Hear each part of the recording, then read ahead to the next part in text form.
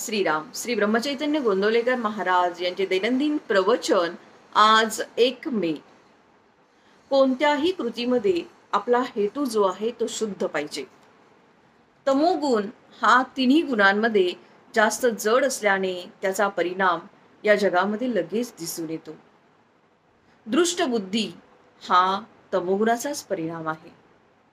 परंतु भगवंताच्या नामाने बुद्धी स्वच्छ करण्याची सोय माणसाच्या अंगी आहे. यासाठी पुष्कळ नामस्मरण करावे म्हणजे सत्वगुणांचा उदय होतो आणि आपली बुद्धी जी आहे ती शुद्ध बनते.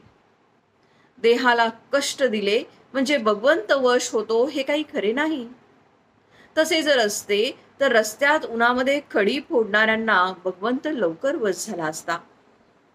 भगवंताचे लक्ष आपल्या देहापेक्षा मनाकडे असते.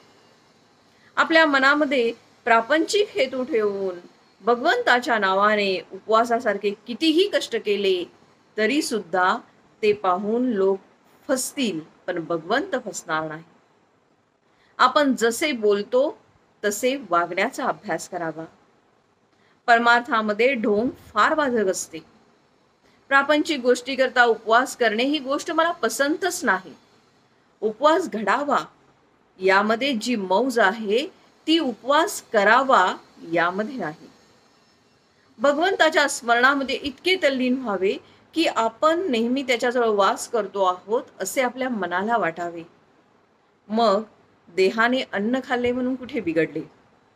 या उलट आपल्या चित्तामध्ये भगवंताचे नाम असताना आपण देहाने पुष्कळ उपवास केले तरी अशक्तपणाशिवाय दुसरे काहीच पदरात पडणार नाही. काही लोक वेडे असतात. त्यांना आपण उपास तपास कशासाठी करतो आहोत हे सुद्धा समजत नाही. कोणत्याही कृतीला वास्तविक मोल तिच्या हेतूवरूनच येते.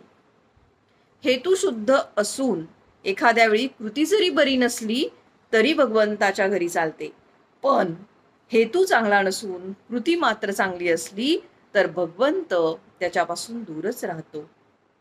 माणसाने केलेला उपवास निष्काम असून तो केवळ भगवंताच्या स्मरणात राहावे म्हणून केलेला असला तर फारच उत्तम आहे. निष्काम कर्माचे फार फार महत्व आहे. भगवंतासाठी भगवंत हवा अशी आपली वृत्ती असावी. किंबहुना नाम घेत असताना प्रत्यक्ष भगवंत समोर जरी उभा टाकला आणि तुला काय पाहिजे असे त्याने विचारले तर तुझे नामच मला दे असे त्याच्याजवळ मागणे, याचे नाव निष्कामता होय. कारण रूपाने व्यक्त झालेला भगवंत केव्हा तरी नाहीसा होईल, पण त्याचे नाम मात्र अखंड टिकेल. आणि त्याचे नाम घेतले की त्याला आपल्याकडे येणे जरूर आहे.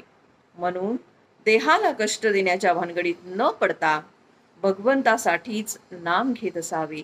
त्याची कृपा झाल्याशिवाय राहणार नाही. आजचे बोधवचन, जेथे नाम तेथे राम हा ठेवावा विश्वास, कृपा करील रघुनाथ खास. जय जय रघुवीर समर्थ.